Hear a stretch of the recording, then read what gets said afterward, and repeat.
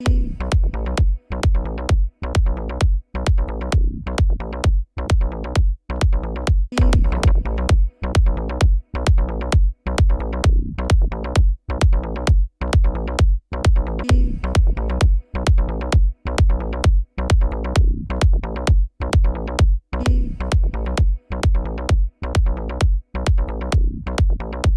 this is Sushmita Pal, founder and CEO of Royal Kingsland International.